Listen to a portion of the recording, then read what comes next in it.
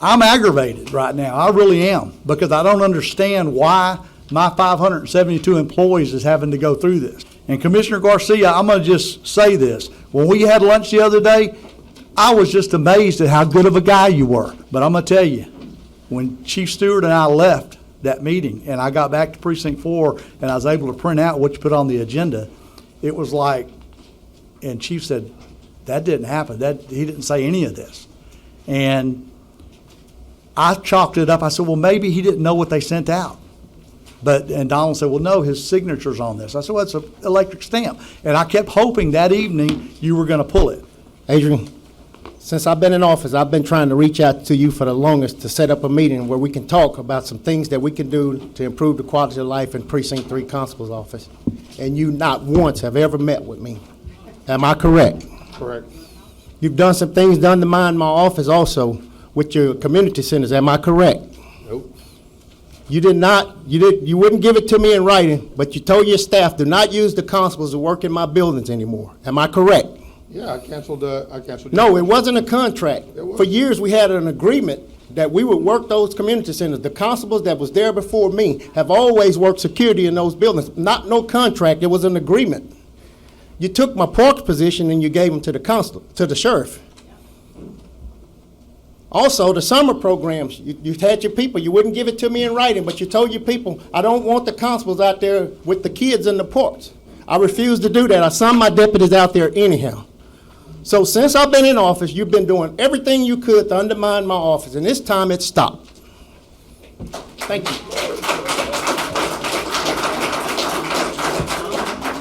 I don't see anything wrong with having studies, but I would have hoped you would have gotten with us so you could have gotten some pertinent information if you're going to have a study.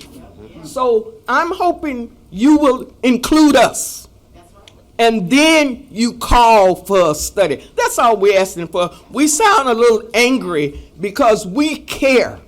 We don't know what you care about, but we care about the community that we serve. Studies can be a good thing when they are done fairly and equitably, and when there is a sincere intent of better serving the people. However, this was not the case from the beginning. It appears that the intent here is to divide and conquer and to pit law enforcement agencies against each other, and also to pit our communities against each other.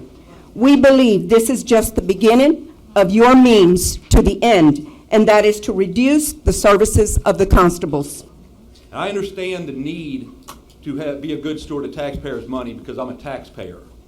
But if this is political, if this is personal, what it's doing is it's pitting officers against each other. And these men and women who are on the street, they rely on each other a heck of a lot more than we rely on each other sitting up in our offices.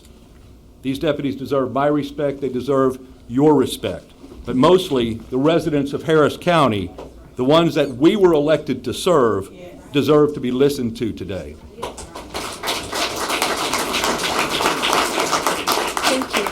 Why should we pull out a great defense system out of a body and replace it with something that may not work? I came today because I wanted to just give the perspective from the sheriff's office. I know there's been a lot of discussion, and on this issue, I stand in solidarity with the constables. I think that the contract patrol program is effective. I could have told that to anybody. And, and I think it's a positive thing. I think it's part of our community policing DNA in our Harris County law enforcement community. You've heard it from several here today. We all work very collaboratively. And at the Sheriff's Office, we want to make sure that continues. Now, it seems to me the purpose of this study, I'm in government, I'm an elected official, and I kind of know how studies work. And there's two things about studies. They're either designed to spend money just because they can, to distribute to friends, co-workers, what have you, which I don't think is the case in this case. The other thing is to promote an agenda that's already predetermined.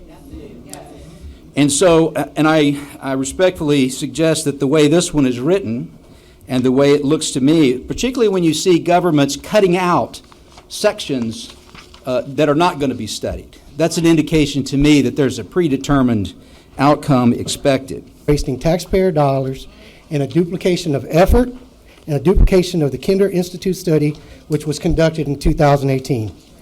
I personally discussed the results of this study with Commissioner Garcia last year, and he assured me that there was no political appetite to consolidate the constable's offices.